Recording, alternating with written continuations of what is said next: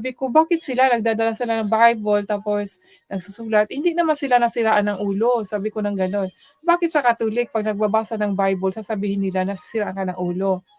Kaya sabi ko sa isip ko, pananakot lang pala nila 'yan dahil meron palang secret word dito sa Bible na hindi natin nababasa at once na mababasa natin ay magkaroon nga tayo ng, open of our mind, our eyes, our heart.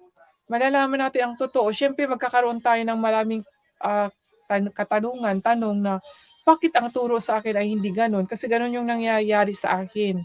So, ito 'no, chance din po talaga na na bilang pakikipagkaibigan tapos, ito may narinig kayo na binabasa dito sa Biblia, kahit paano, kahit isang verses ay tatagos sa puso niyo, may dagdag kaalaman din 'yan.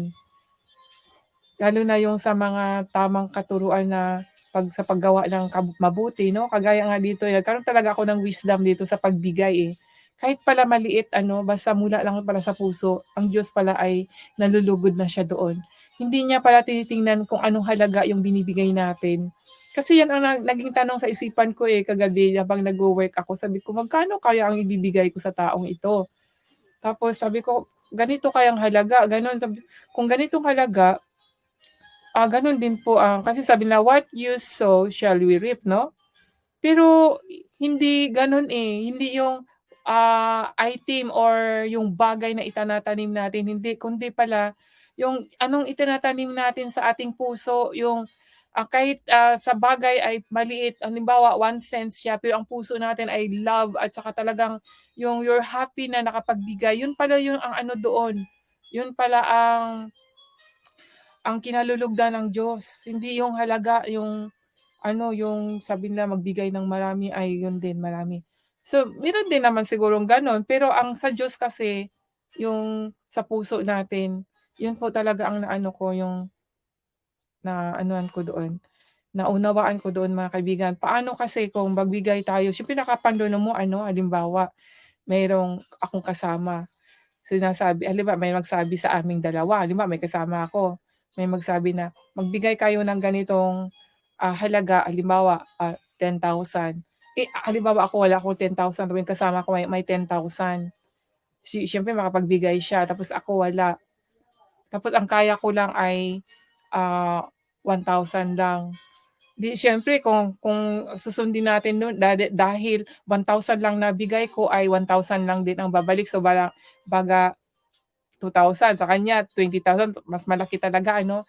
Hindi gano'n ang sa Panginoon, eh. Kasi kung magbigay naman siya ng 10,000 at wala naman sa puso niya, hindi naman talaga love kundi, nagbigay siya kasi kaya niya. Yung sa 1,000 ay mula sa puso, binigay niya. Siyempre ang kalulugdan ng Diyos ay yung mula sa puso, hindi yung dahil meron siyang, 10,000 ay yun ang kinalugdan ng Diyos, hindi po gano'n ang sa Diyos. At meron ngang sabi, eh, na hindi ko alam kung saang talata, sabi ng yung sa pag-ano, yung pagbayad ng kasalanan noong Old Testament ano, yung pagbayad nila ng kasalanan, sabi ng Diyos, eh, kahit na mahirap at mayaman ano, pantay. Kasi sinabi niya doon, ah, kahit kahit marami siya, kung ano yung sinabi ng Diyos na kabayaran ay yun talaga ang tutuparin. Kahit na ikaw ay kayang-kaya mo siyang, bayaran, kasi marami kang kayamanan ano, tapos ako na wala ang kayamanan, gano'n pa rin ang tutuparin talaga yung kung ano ang inutos ng Diyos. Walang labis, walang kulang sa Diyos, yun ang utos niya doon. Kaya nakakamangha ang Diyos sa 'di ba yung power ng Diyos ano, kung ano yung sinasabi niya ay yun ang masusunod. Yun po yung ano doon mga kaibigan, kaya hindi natin puwedeng, um, labagin na porket marami tayong pera ay more than ang ibibayad natin, hindi gano'n ang sa Panginoon. Kung ano yung sinabi ng Panginoon yun ang isusunod. Imagine ano, napaka-powerful. So kung ang tao wala siyang halaga, kailangan hahanapan niya na magkaroon ng gano'ng halaga kung ano ang sinabi ng Diyos para yung kasalanan niya ay ma-erase. Yun po yung sa unang panahon na, pagbabayad ng mga kasalanan. Mayroon pong mga sinasabi doon ng Panginoon, at, bawat kasalanan natin ay may bayad. Pero ngayon mga kaibigan nung na na nalaman na natin na meron tayong kabayaran kahit dami pa nating kasalanan, ay meron ng bayad, eh, hindi na tayo maghahanap pa ng mga kayamanan para ibabayad natin dahil binayad na, eh. Si Jesus Christ binayad na niya, 'di ba? So, lahat ng kasalanan natin, kahit anong kasalanan natin ay puwedeng ma-erase yun dahil Gi ginanap na nga ni Jesus Christ. Ang gagawin na lang natin ay, ah, humingi tayo ng tawad, magpakumbaba tayo at tanggapin natin siya ng buong puso at siyempre yun, next pagtitiwala, sumasampalataya sa kanya dahil sinabi 'pag hindi po tayo sumasampalataya sa kanya ay magiging firish mawala ano at walang eternal life. So, ang key po diyan talaga si Jesus Christ, lahat-lahat mga kaibigan.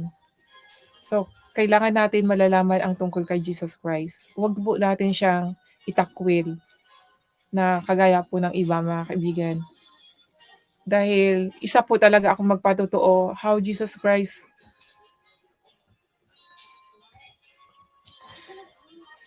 isa po talaga akong magpatotoo na hindi po sinasabi ko na hindi mawawalang bisa, mawawalang halaga ang pagbago niya sa buhay ko. Ikukuwento ko ang tungkol sa ginagawa niya.